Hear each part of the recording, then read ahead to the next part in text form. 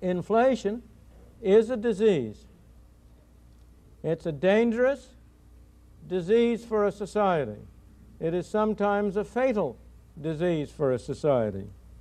It's a disease that, if allowed to rage unchecked, can destroy a society.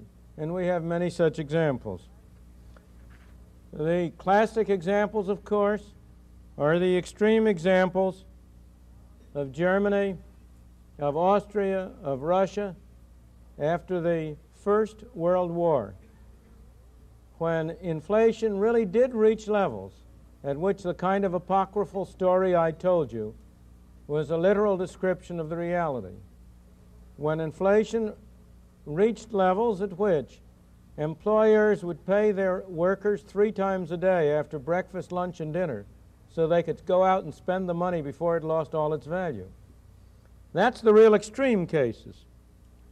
But you don't have to go to such extreme cases to see the enormous harm which inflation left unchecked can do.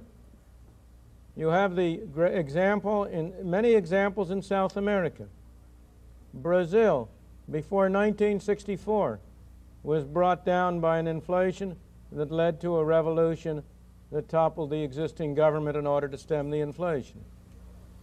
In the famous case of Chile, with Mr. Allende in power, he produced an inflation, which was one of the major factors that caused the economic catastrophe that led to the replacement of his government by a military dictatorship.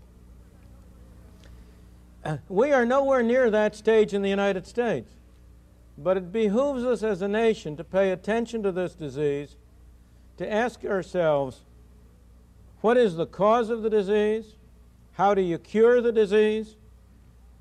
What are the effects of the cure?